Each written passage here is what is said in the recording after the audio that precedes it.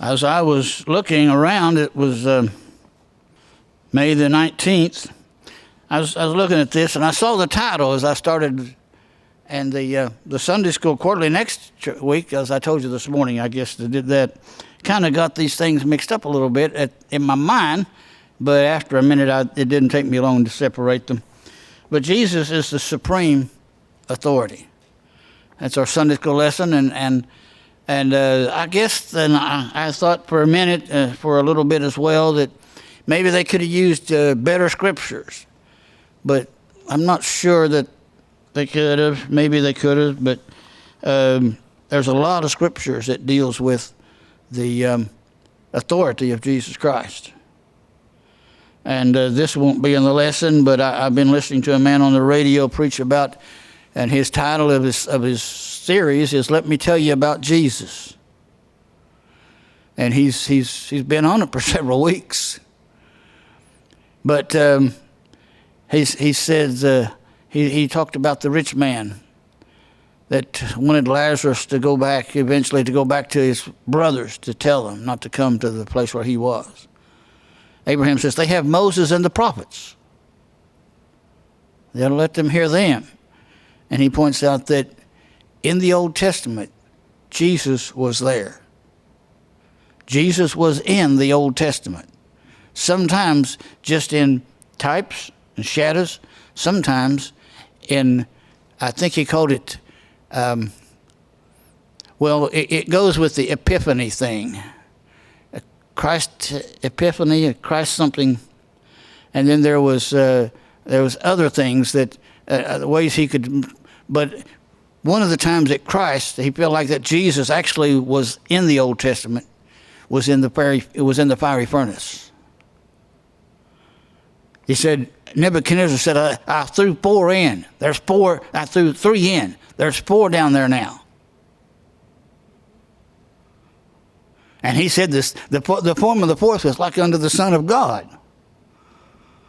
And this preacher, he wonders, and he could be right, that Shadrach, Meshach, and Abednego might not have actually known he was there. Maybe they did, maybe they didn't. They obviously knew there was a miracle happening, because these ropes that tied them, they just burned off, and hey, I didn't feel they knew there was a miracle happening, but they may not have known he was there. And the point he wanted to make with that was, when you are going through a fiery trial, it might not feel like he's there, but he's there. There was a song a couple, 3 years ago. It said that the songwriter was saying that his mother had told him about the 3 Hebrew children and so forth. And he said, well, Mom has said if 3 went in and 3 came out, where'd that 4th man go? And then he said she started dancing across the floor and said, he's still in the fire. And anytime you go through the fire, he was there. And that's the way a kid would ask it, 3 went in, 3 come out. But there was a 4th one there, but he's still in the fire. He'll still meet you there.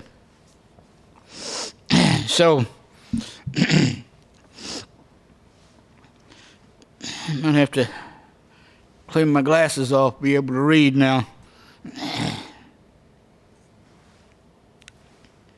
I do it a little different than Jerry does. You've noticed that. I'll read the commentary, and he'll read the verses and so on. But the 3 sections is Christ's supremacy over nature, and then Christ's supremacy over our worship, and then supremacy of our faith. I guess you can make several verses and several other words for that as well, but these 3 are covered in this one. And it says on Monday, the morrow, that was after the triumphal entry, Jesus and the disciples returned to Jerusalem from Bethany, where they spent the nights during the Passover week. because as it'll say down here a little bit later, Jerusalem was pretty crowded at this time. Jews from all over the world would be coming to the Passover. And I don't know whether I'm starting to talk and ramble or not, but when I was in junior high school down in Ashland, a lot of you might know the name Mansbach from Ashland. He was one of our millionaires down in Ashland. He was a Jew. And I went to school with one of the Mansbach girls, Lori Mansbach. And I can remember one time in the class that we shared, I didn't notice she wasn't there, but it was 3 or 4 minutes into class and so forth. All of a sudden she comes into the class and she was telling the teacher, said, "We're going to the Holy Land, we're going to Passover." And so, of course, they had the money, they could go, but she was on her way to Passover. People come there, even in those days, people came from all over the world for Passover. And verse 13, he saw a fig tree. And in the spring, edible figs were still several weeks away. But the early figs would appear with the leaves in late March. They would become ripe by May. These were the early figs that preceded the main crop of the late figs. If leaves appeared without the early figs, the tree would bear no figs that year. There's not very many fruit trees, I think, that do that, where the fruit and stuff comes on first before the leaves. I wondered about that scripture, why Jesus would say that it never bear fruit again, just because it wasn't time for it to, but until this was explained. Yeah, it should have been figs on it. Now, he wasn't going there to eat. It says he saw a fig tree afar off having leaves, and he said, find anything thereon, but it doesn't say he's looked for something to eat. He wanted to see if there was something on it. And so then in verse 14, he took the opportunity to enact a parable. And a lot of times his parables were just told. They were like stories. And as I told little Stella, I said sometimes it might be a true story, 2 or 3 true stories put together. And so that one particular story is not exactly true, but a lot of each of these parables might have been actual happenings, and something that happened commonly and often, to where the people would know that, oh yeah, that happens a lot, and so on. But this is a parable that is enacted. It's in action, and they'll see it a little later on. The enacted parable was a miracle as well, the only miracle of destruction during Jesus' ministry. That's an interesting point there too. And it actually happened, but he's doing this actual happening to give a parable instead of just telling something that maybe didn't happen. But this is the only miracle of destruction that he ever performed. And I had never thought about that. That's something that I had never even come up with. All the other miracles were uplifting. He raised 3 people from the dead, and he fed people from nothing almost.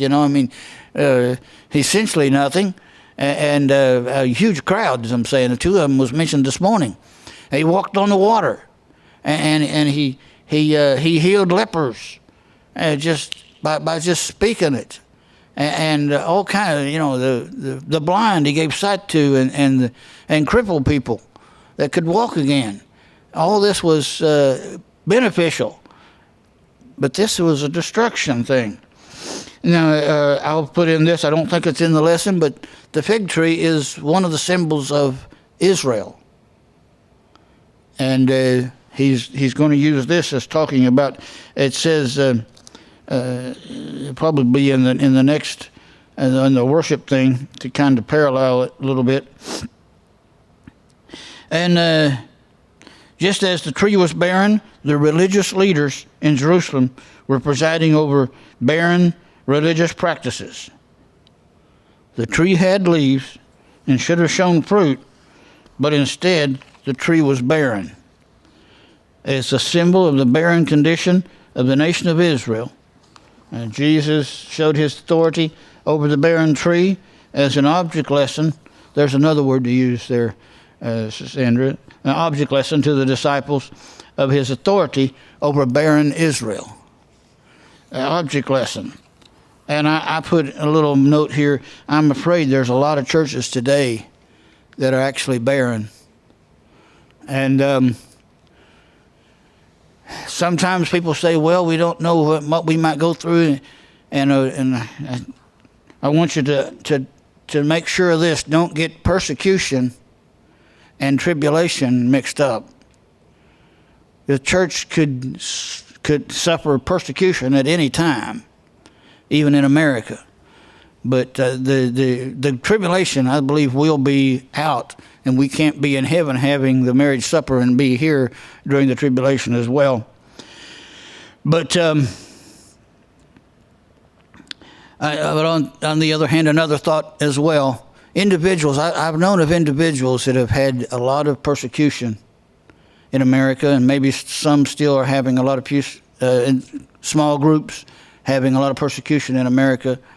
But I'm not sure that the general church, sad to say, and I almost hesitate to say it, but I don't know that the general church in America is worth the devil's time. I don't think that the church is doing enough to worry the devil. Not anymore. And I'm not trying to scold anybody. It doesn't take very many people. And I can say, let me say that another way. People, it don't take very many to get something done.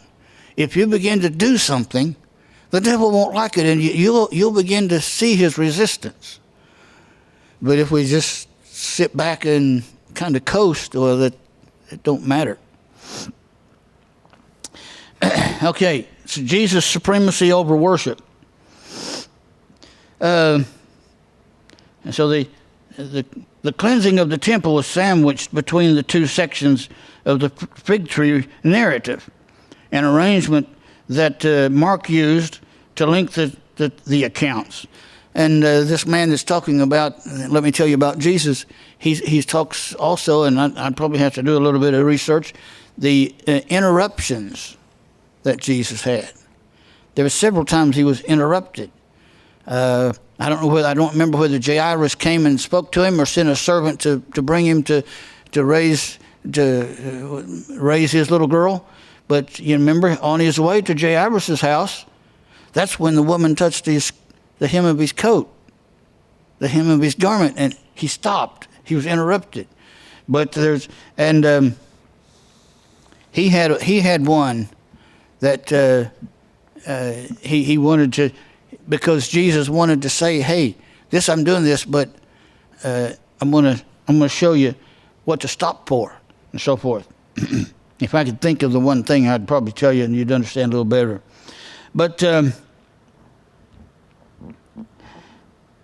money changers and them that sold doves operated in the court of the Gentiles, a large court that was open to Gentile visitors. Because the annual half-shekel temple tax was to be paid in standard temple coin, money changers were able to charge exorbitant rates for changing the Roman currency into temple money. In addition, the priests controlled the sale of doves and sacrificial animals, which were greatly overpriced. These transactions were necessary. Foreign money had to be changed to temple coin, and it was more convenient to purchase animals for sacrifice at the temple than bringing them long distances. However, Jesus objected to the unjust exchange rates and inflated prices, as well as the spirit which turned to a house of prayer into a bazaar. And I looked up a little bit some of the other verses that deal with this and some of the other Gospels. And in John, he said that a house of merchandise. You've turned my house into a house of merchandise. And I looked up the word merchandise. And I even put down, buying and selling might not have been as much of a problem as the overcharging, for one thing. But the other point I want to make here is that the making of the temple things, the things that was going on there became a business rather than worship. And we need to be businesslike in running our church so it'd be efficient. But sometimes we can let the business go and let God take over. I remember an old song some time ago, don't know whether it was up here much, give up and let Jesus take over. And he repeated that 2 or 3 times. And I'll have to think of it's been so long, I can't remember how the last words in that thing. But I have a tract also that says, it's entitled, Without Money. Oh, money's good. The Bible says money answereth all things. But it's not always how much money you got. It's how much power do you have from on high. Well, let's see. Josephus wrote, no vessel whatever might be carried into the temple. Nothing of the nature of food or drink is brought within the temple. Objects of this kind may not even be offered on the altar, save those which were prepared for the sacrifices. In other words, if you brought anything in that was considered to be food, it was to be offered on the altar and not to be sold or consumed by you or something like that. Jesus objected to the spirit which had turned this house of worship into nothing more than a place of business or convenience. And the word, by the way, the word merchandise in John, one of the words that was used was mart. It's like a go mart, like your quick marts that you go in and get gas, it's just a business.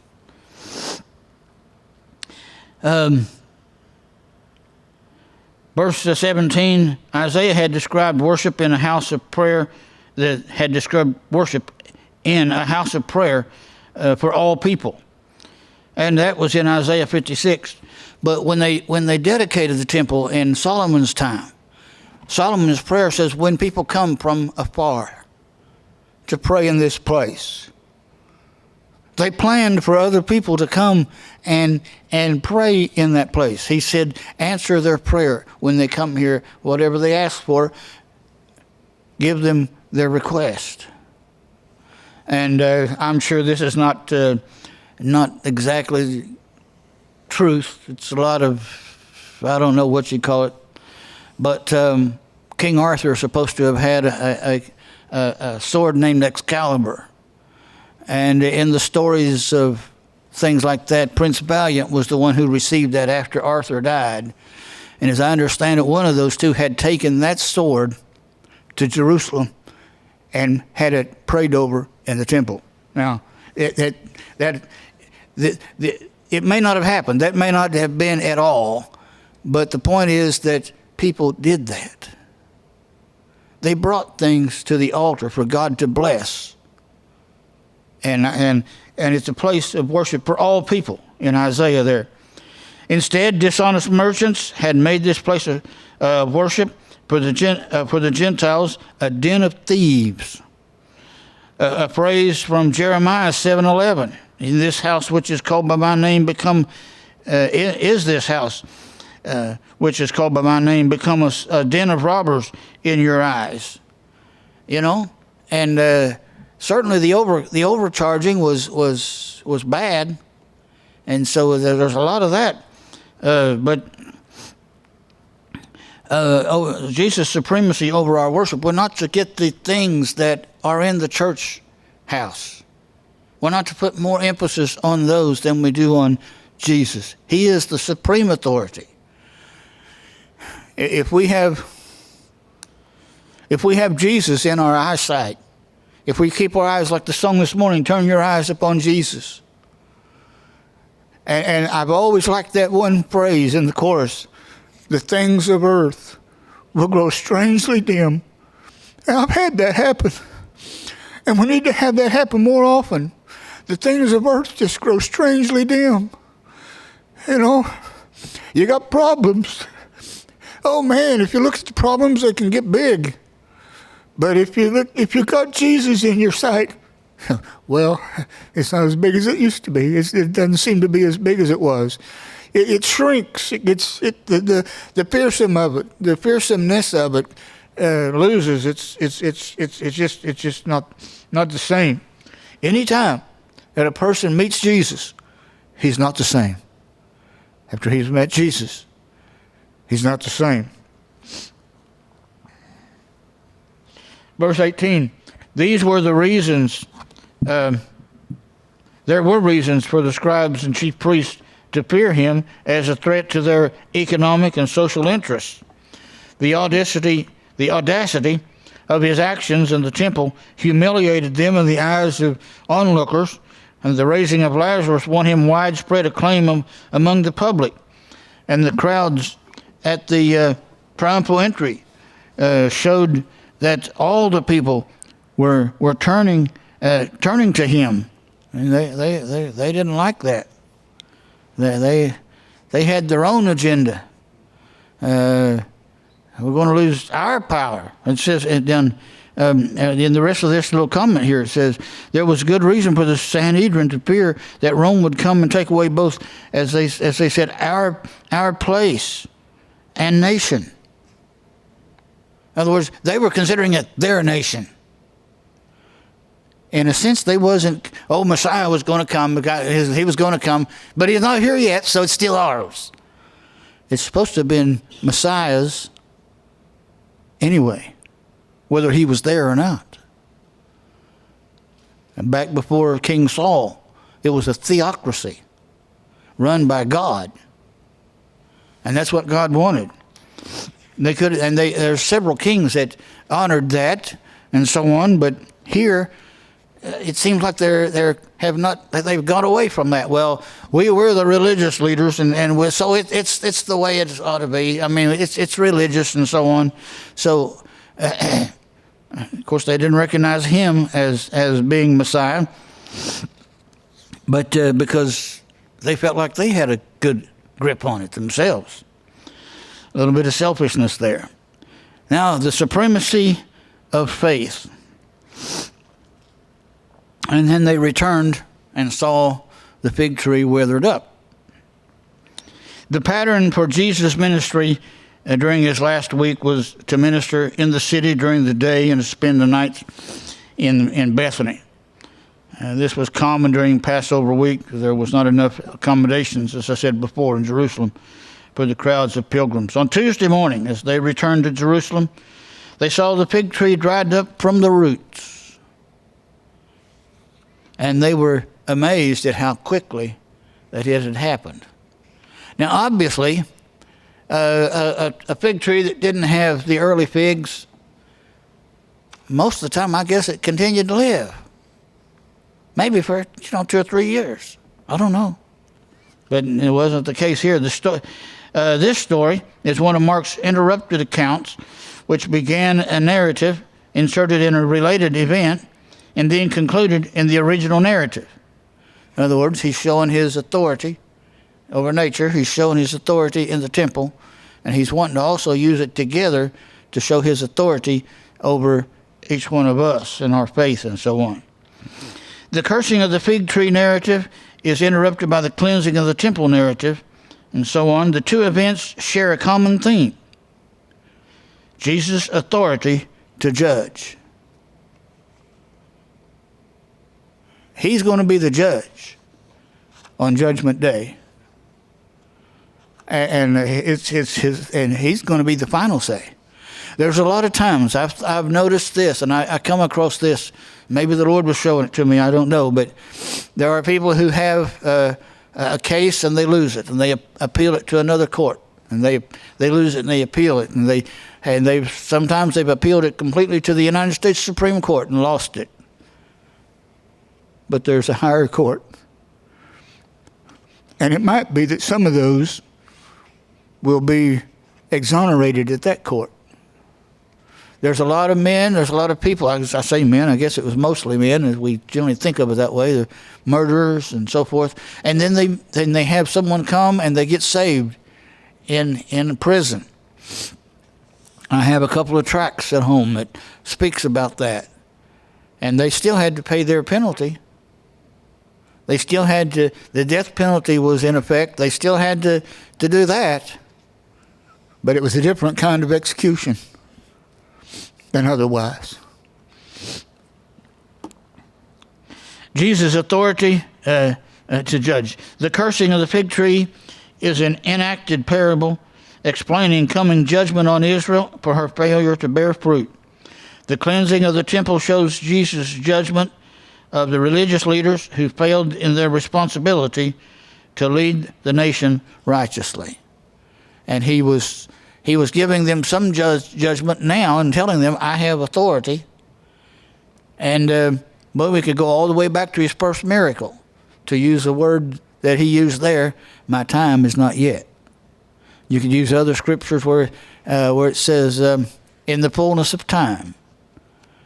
There were judgments along the way. Some of these judgments that he's performing now, or meting out at this point in time, is to attempt to get them to change.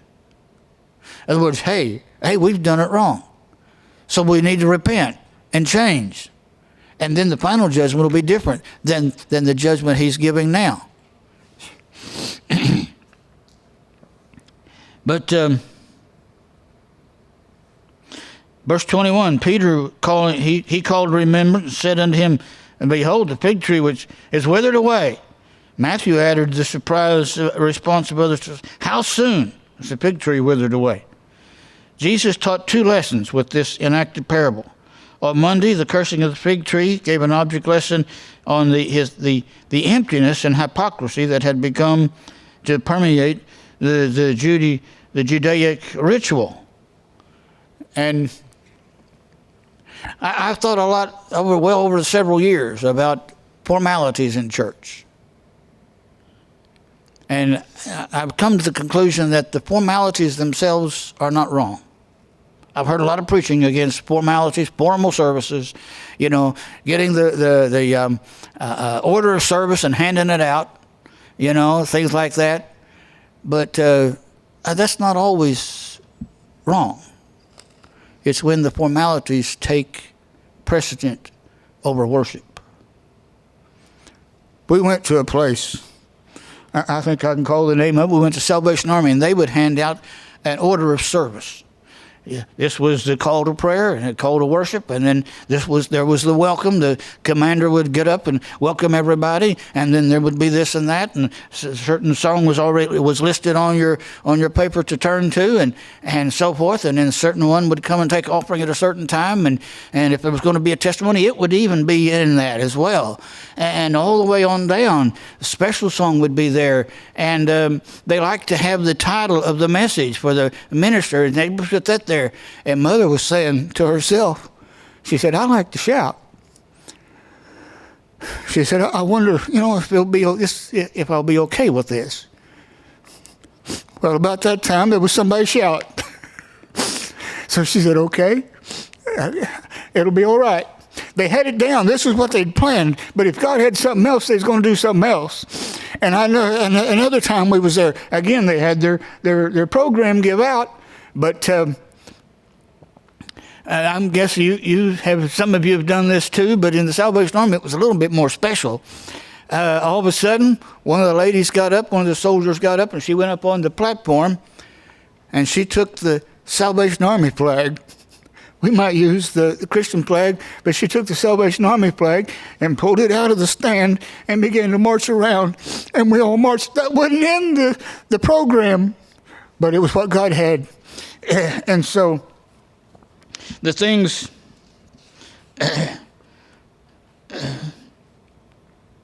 Charlie, while you're hesitating there, when you talked about the flag back, I can remember, I don't know whether there's anybody, I don't imagine there's anybody else here that remembers, because when I was a kid, the old church over there, we had one old man, Joe Atkins, he would get blessed, and he would get a hold of I'm not sure which flag. I'm not sure he had to. But he'd get a hold of the flag and he'd just march with that flag.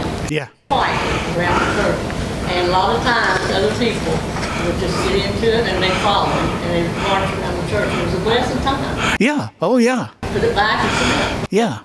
But the thing, about the Salvation Army, they had a program down, and most of the time when you handed a program, oh, this is where it's going to be. But right, yeah, it was another time that a man was testifying there at the Salvation Army, and he was telling how that they were dedicating something.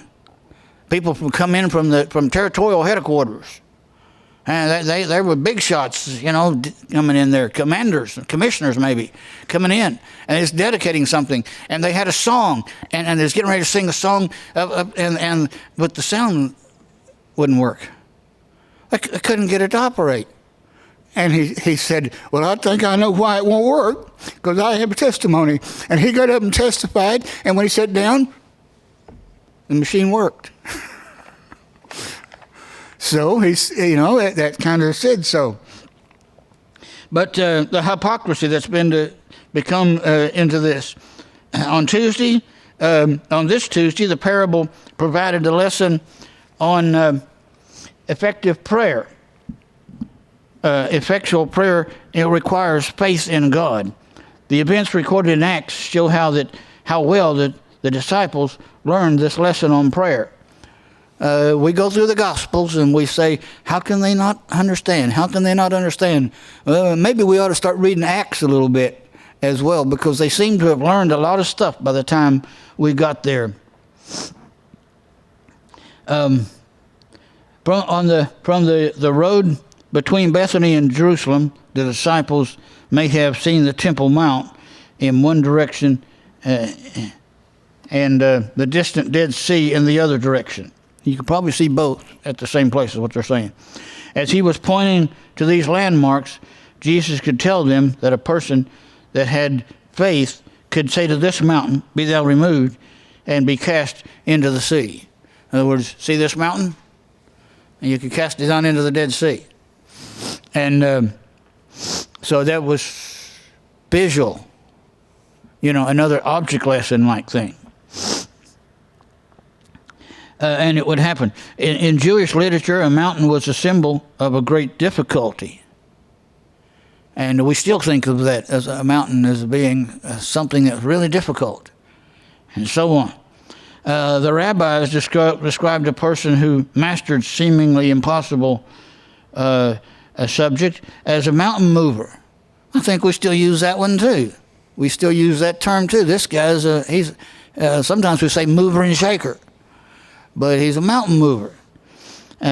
Nothing will be too difficult for the person of faith, because there's nothing impossible with God. And I believe this verse 23 can be applied both figuratively and literally. I think you just might not need to move that mountain, a literal mountain, someplace, But I do recall the illustration that actually happened. There was a church that it was built, and they were growing, and they built a church, and they needed a parking lot, but somehow I'm not sure whether they were even allowed to worship, because there wasn't enough room in the parking lot for all the people that was going to be coming. But there was a mountain back there, and they said, well, there'd be plenty of that they owned. I think they owned the mountain. They owned at least a bunch of it. And they prayed about God to move that mountain. Some of you heard this, you just might not remember it. They prayed that God would move that mountain. They didn't have, and so I think it was just a few weeks, not very long. The state highway department come by, knocked on the door, so to speak, and said, hey, we're wanting to put a road in through here, and we need some dirt. Could we get this mountain?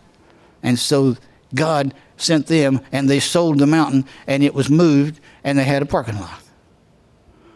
So I don't think that the highway went there right there, but they needed the mountain to make some fills. You know how they've done up here in 64. You go and you're in between two of these things, and all of a sudden you're up on you don't realize it when you're traveling on 64. But those if you look down those banks off the side, they go a long ways down. And you go across those bridges, and you don't think they're as high as they are, but you go underneath them every now and then.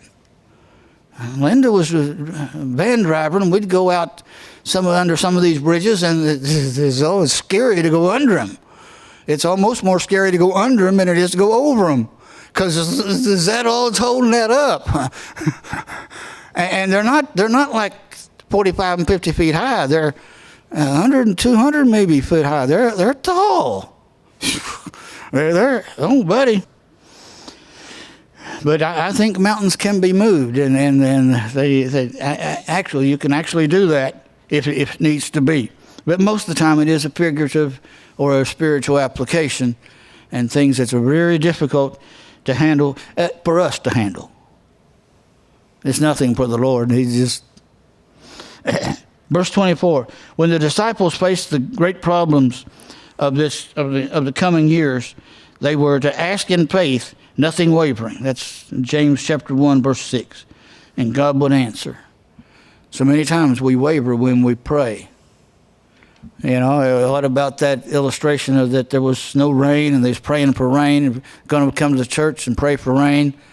There's only one little girl brought an umbrella. They laughed at her, but yet she was expecting rain. And I think it rained, and they had to go home in the rain without an umbrella. Standing was a normal position for prayer in Jesus' day. It don't matter now for sure. Jesus placed two conditions on effectual prayer. Verse 24 identifies the first condition, faith, that you will receive, and verse 25 identifies the second condition, forgiveness. When you stand praying, forgive if you have aught against any. And he was saying, when you stand praying, well, standing's not as important as having faith and forgiving your brother. And the last verse here says, and it's important, but if you do not forgive, neither will your Father which is in heaven forgive your trespasses. And sometimes I think I've heard preachers preach on forgiveness, and they preach down to right to that verse, and then they don't preach that verse. I don't know why. But we're going to be like Jesus. We have to forgive, because while he was on the cross, he said, "Forgive them, Father, for they know not what they do." He was forgiving them for what they did. See, as in Matthew 6, 14 and 15, giving and receiving forgiveness are linked. Jesus' point was not that we earn God's forgiveness by forgiving others. No, God don't just forgive us because we forgive somebody else, but he won't forgive us if we don't. That's what he's saying here. Jesus taught that our forgiveness of others grows out of our experience of having been forgiven.